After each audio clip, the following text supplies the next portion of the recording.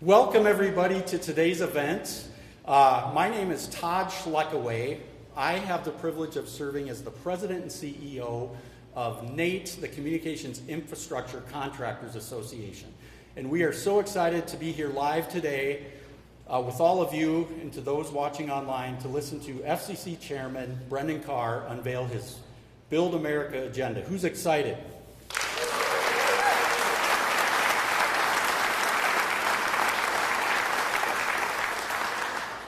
NATE represents over 1,000 member companies, mostly small business contractor firms like Vicor, nationwide, who build, deploy, and maintain the nation's communications infrastructure. And it's fitting that this event today is at Vicor, one of NATE's founding members 30 years ago. We are celebrating our 30th anniversary as a national trade association, and there's no better place to celebrate NATE's 30th anniversary and today's policy rollout by Chairman Carr than Vicor's state-of-the-art training center, so we're really excited. Chairman Carr has invested a lot, and I mean a lot of sweat equity in meeting with our NATE member contractor firms and, more importantly, their tower technician workforce since he joined the FCC as a commissioner.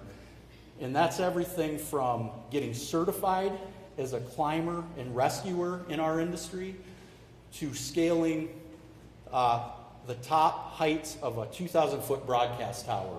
So we sure appreciate the chairman's initiative and proactive rollout in terms of meeting with our member companies and the tower technician workforce. And at this time, it's my privilege to announce Craig Snyder, the founder of Vicor, to the stage. Let's give Craig a round of applause.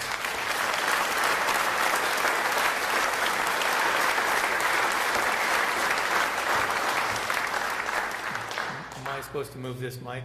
It's a little tall for me. I'm short, sorry. Hey, welcome everyone. It's great to have you here at the Vicor headquarters in our training center today. We couldn't be more proud that we can host this event for Chairman Carr as he rolls out his Build America agenda. I'm Craig Snyder, as was said, the founder of Vicor. I met Brendan Carr about 7 or 8 years ago when he came here to the dedication of this building. He ended up climbing some towers that day. He'll probably talk about that. But he became I used to call him the climbing commissioner. Now he's the chairman. Why is he the chairman? Because he is one of the smartest guys I know. He's most committed to our industry. He loves the tower workforce and all the workforce that builds infrastructure in this country. And he has always been a champion, the best champion for companies like mine and these guys standing behind me today. So I couldn't be more proud to introduce the Honorable Brendan Carr, Chairman of the Federal Communications Commission. Chairman.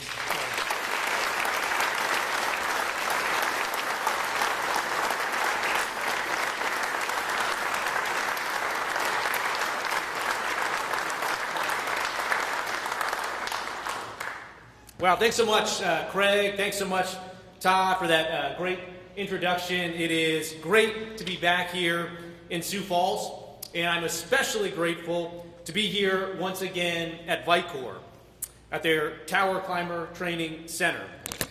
You know, I'm always excited to get back out here to South Dakota and visit with so many people that have become good friends over the past few years. And it's wonderful to see how much this particular facility has continued to grow and expand. We've got new practice towers, we've got rigging and hoisting setups, we've got training structures to climb. As Craig indicated, I first visited this very training center over 7 years ago. That's also the first time in this job that I violated what's known as the Dukakis rule governing public officials putting on ill-fitting helmets, donned a hard hat and a harness, and I went out back with Brandon, who's here today, and I climbed my very first practice tower right out in the back parking lot here. When I got up to the top of that tower, admittedly, I was a little shaky on that very first climb that I'd ever done. Didn't help when Leland, another climber who was up there with us, started trying to shake the tower when we were up there. But from that day forward, I've considered Brandon to be a very good friend, and Leland a so-so friend after that incident. Just kidding, we still stay in touch. You know, I've had the good fortune since then of joining many other of these tower dogs on climbs all across the country, everywhere from Utqiagvik, Alaska, down to the Gulf Coast of Florida. Dozens of different towers at this point, and those climbs and those times with America's tower crews have been just a tremendous amount of fun. But I've also learned something. I've learned a lot about what it takes to build internet infrastructure in this country. My most memorable climb was probably the 2,000-foot tower that Brandon and I did about 10 miles from here in Rowena, South Dakota. If you've ever been through Rowena, you probably know the tower. It's the 2,000-foot tall one, the big one. You can actually see it from here, surrounded by thousands of acres of farmland. That afternoon, I met Brandon at the base of the footer. We put on our harness and hard hat again and headed up to the top just in time to see a pretty epic sunset up there. I got to take pictures while Brandon was stuck troubleshooting while we were up there. No rest for the weary. Over the last 7 years, I've had the opportunity to return to South Dakota many times. And that's for a lot of reasons. One, Leader Thune has been on the Senate Commerce Committee overseeing the FCC, so I've gotten to come out here and testify for him. He's doing tremendous work representing the state. In fact, there's a lot of great state representatives, including some that are here today. They're doing phenomenal work right now.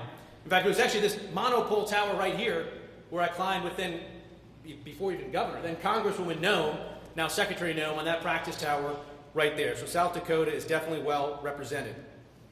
Now, I'll concede at the outset of these remarks here that Sioux Falls might not be everyone's pick to roll out a policy agenda for a regulatory agency based in Washington, D.C. I imagine that the other SF, San Francisco, might be a more natural pick for a lot of people for a tech or telecom agenda. But for my part, I can't think of a more appropriate place for me to announce this agenda, the agenda that will guide the FCC's upcoming work, than right here in the real SF. And that's because South Dakota shows what's possible when we get our regulatory policies right. I've seen it firsthand, just about 20 miles from here, Baltic, South Dakota. That's where I had the chance to hop on a connected tractor with Jeff, a third-generation farmer. He was using his high-speed connection to make precise inch-by-inch adjustments to the row crops, increasing yield and productivity. I've seen it about an hour further south in Yankton, South Dakota. That's where manufacturing plant was busy with workers there building the steel telecom towers and infrastructure that powers so many 5G services.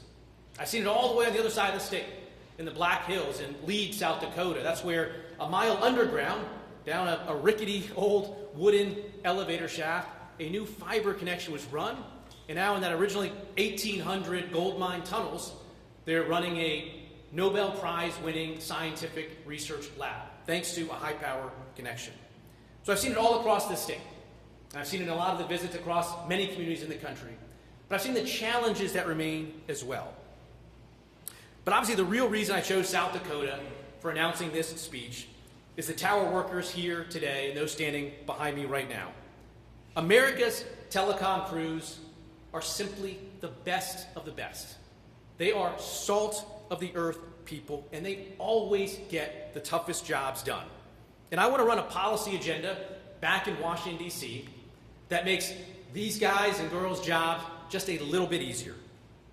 And speaking of D.C., I think it's safe to say that things are changing back there and fast.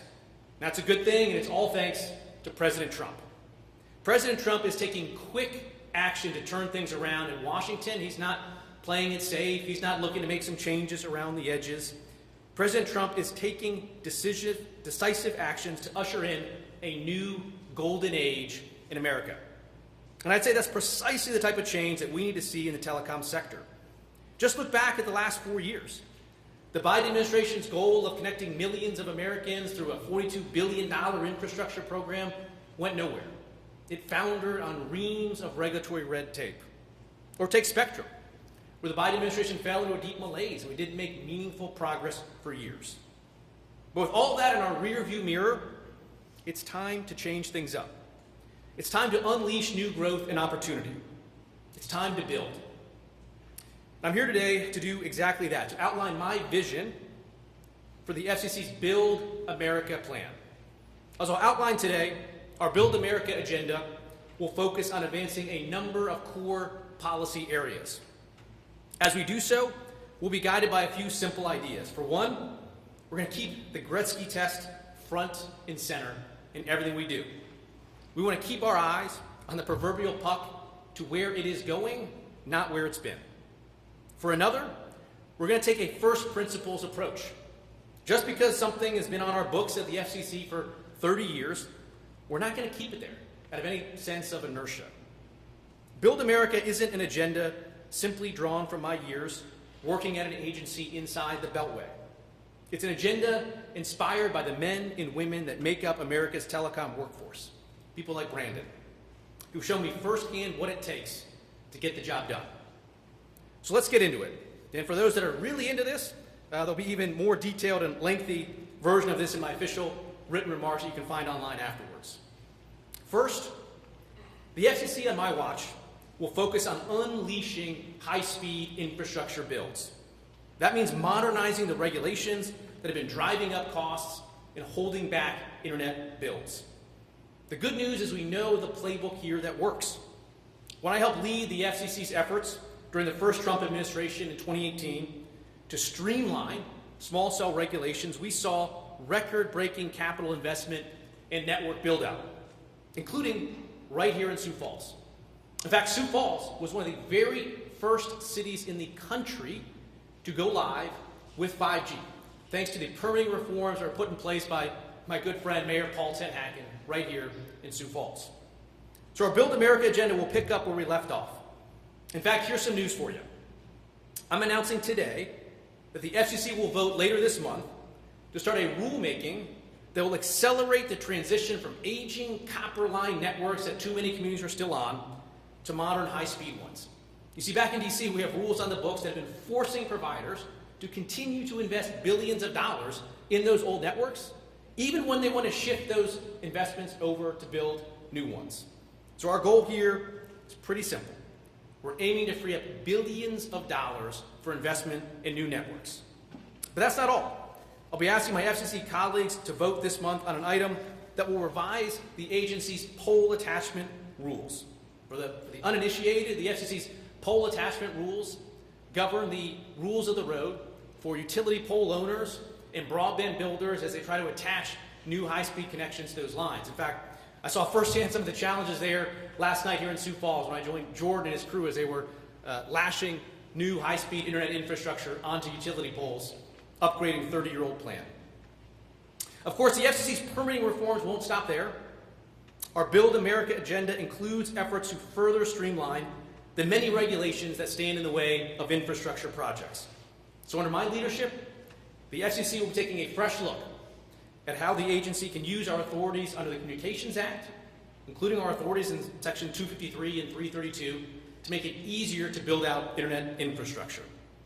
We're also going to look at NEPA and environmental regulations, which for too long have held back builds. And we have a unique window of opportunity right now, particularly in light of some new Supreme Court decisions, to cut some of the red tape there as well. Second, the FCC's Build America agenda is about more than just building high-speed lines. We also need to free up more spectrum, the invisible airways that power so much of our daily lives today. This is an important step because freeing up spectrum creates jobs. It increases competition. It drives down prices for consumers. It also keeps these tower climbers busy. After all, more spectrum means more building. That's why the FCC has prioritized taking actions on spectrum in the first few months of this administration. Kicking things off, we moved right away on a prime mid-band spectrum known as the upper C-band. We started looking at that. You may recall we took actions on a different portion of the C-band during the first Trump administration. That helped free up a tremendous amount of spectrum. As a result, we're seeing new competition. In fact, there's a report just out from the Wall Street Journal that said that the price of home internet service fell by 3.1% in May from a year earlier. We're going to keep that trend going. So our agenda will prioritize freeing up spectrum and ensuring it's put to use. I'm pleased to announce here another new action today. Later this month, the Commission will vote on an order that will move us another step closer to auctioning spectrum licenses that we refer to as the AWS-3 spectrum band. That spectrum has been laying fallow for far too long, and it's time to put it to use. That's an additional benefit too. The proceeds from that spectrum auction will use to replace insecure network gear like Huawei and ZTE by fully funding our Rip and Replace program. We'll keep making more progress on spectrum too, and much of that is thanks to President Trump. In his first term, he made clear we're going to lead the world in 5G. In this term, he says we want to continue to lead in 5G, 6G, and all new technologies. And it's going to take spectrum to do that. We have an opportunity here with the One Big Beautiful bill as well, and thanks to Chairman Cruz in the Senate and Chairman Guthrie in the House, their portion of that legislation restores the FCC spectrum auction authority, including with a pipeline of new spectrum. So we're going to get moving on that. Buckle up. It's time to build there. Third, continuing to move vertically from the ground to the airwaves. Next up is space. The Build America agenda will expand America's space economy. The final frontier is home to an emerging constellation of satellites that have become an essential part of America's economic and geopolitical strategy. So I want to see U.S. companies dominate in orbit. As I detail in my written remarks, our efforts on this front will be driven by a few key guiding principles: speed, simplicity, security, and satellite spectrum abundance. And I'm pleased to report that we're making progress already at the agency across all those fronts, including clearing backlogs of applications for satellite systems. And this type of acceleration is certainly needed. In fact, if you look back over the past couple of years, it actually took a faster amount of time for America's innovators and entrepreneurs to build and launch satellite constellations than it would take for federal agencies in Washington to process the paperwork necessary to approve those launches. But that ends here. The Build America agenda will inject rocket fuel into our licensing process by standardizing our reviews through more objective metrics, protecting America's orbital advantage for years to come. Fourth, the Build America agenda will cut red tape, modernizing the FCC's operations as well. Outdated and unnecessary regulations from Washington can derail efforts to bring communities across the digital divide. We've seen that far too often. That's why our agenda includes a comprehensive initiative to eliminate unnecessary regulations. We're doing so in part through an FCC proceeding titled Delete, Delete, Delete. The idea is pretty simple. Oftentimes in engineering, and I think you can apply that to government, the most important part, the most important improvement you can make to any part is to eliminate it altogether. We took one of our first actions under this initiative last week by limiting one set of regulations. And that one decision alone, that one action, the FCC removed about 77 rules from our books, 27 pages of regulations, and over 11,000 words. And here's another piece of new news on this front. I'm announcing this week that we are increasing the velocity of our delete proceeding with a vote at our July Commission meeting. That's when the Commission will vote on a streamlined process for removing regulations at scale and quickly. There's certainly need for this. Think about it. The FCC, right now, still has rules on the books regulating telegraph service, rabbit ear, broadcast TV, receivers, and phone booths. Starting next month, that will change. In doing so, in eliminating those outdated rules, the FCC will move directly to delete 40 rules or requirements and over 7,000 words from the Code of Federal Regulations. A good step forward. Fifth, as we build, the FCC will ensure that our networks are secure and resilient too. Today, the U.S. faces a persistent threat from foreign adversaries, including the CCP. The CCP is always exploring and looking for ways to infiltrate America's communications networks and to sidetrack our global technology leadership. It's more important than ever that the FCC remain vigilant to keep America's networks secure. And our Build America agenda will do just that. Indeed, one of the very first actions that I took when I became chairman of the FCC was to establish a new council on national security within the agency. Our build agenda will ensure that the U.S. extends its lead over China in the race for critical technologies, whether it's 5G, 6G, or AI. And we're going to do so by making sure that U.S. businesses and the standards they set continue to be the gold standard for businesses all across the world. Sixth, finally, we cannot advance a Build America agenda without a strong U.S. workforce. And that brings me right back here to the tower and telecom workers that get the job done day in and day out. Our Build America agenda creates new opportunities to expand and strengthen our country's blue-collar workforce. After all, America's tower and telecom crews certainly work hard enough. They certainly put in enough hours on the road, often away from their families. I imagine there's a lot of folks out there that take our country's communications infrastructure for granted. They assume that it'll work when they turn on their phone or turn on their TV. In fact, if they think about it at all, perhaps they think that our networks run on magic or pixie dust. But it's thanks to you all. It's thanks to these workers here. None of this works without your skill and your dedication. So I think it's appropriate for you to realize the value of your work. And I'm pleased to see that we're already making progress on this front. Providers are now committing to a range of workforce reforms that will result in a more sustainable environment for America's tech and telecom crews. Carriers are putting new values on your work, ones that better reflect marketplace realities. Providers are changing their approach to certain 1099 crews, helping to ensure that experienced, well-trained crews get the jobs at fair prices.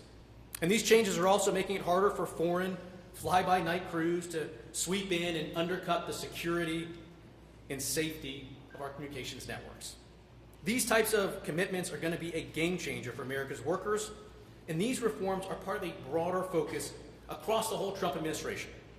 In fact, blue-collar workers have seen real wage growth of almost 2% in the first 5 months of President Trump's second term. And that's the largest increase for any administration in nearly 60 years. By looking out for the American worker, my expectation is that we will continue to see growth ahead. The Build America agenda will certainly help with that. But I'd like to close here with one last South Dakota story, because I think it illustrates the importance of why the Build America agenda needs to get done. It's the story of Misty and her husband, Brian. I met them in Midland, South Dakota, which is about 250 miles or so west of here. For years, Misty worked for an IT company. But back then, her growing tech business meant hitting the road. Every week, Misty put another 1,000 miles on her car. Misty says she spent a lot of that dashboard time behind the wheel, and she taught herself Spanish while on the road all those many hours. After she got married, her husband, Brian, they moved back to the family's 7,000-acre farm outside Midland. Misty wanted to stay home and raise her young kids. She also wanted to maintain her high-tech career, which helped support the family. Working from home with a high-speed connection would let her do exactly that. But that was the problem. They only had dial-up. Misty gave it a shot. It didn't work. She would try to connect remotely to a client's site, and she'd lose the connection and the customer as well. That'll change back in 2017. That's when an internet provider extended a new high-speed connection to her home. When we visited at her farm, Misty told me that that change was night and day for her family. It let her maintain her high-tech business. The high-speed connection provided a big boost for their family's farming operation too, by enabling precision ag for the first time. Misty and Brian show what hard work and an internet connection can mean for America's rural communities. They provide a helpful reminder that our work back in DC is important and what it can mean to families all across the country. Stories like theirs is why the FCC's Build agenda is so important. We want every single family and community in this country to benefit from a fair shot at next-generation connectivity. And I look forward to working hard at the FCC to deliver on that promise. So thank you again for joining me here. Thank you again to America's tower and telecom crews. I'm incredibly grateful for all your work that you get done. Thank you again for being here. Now let's get building.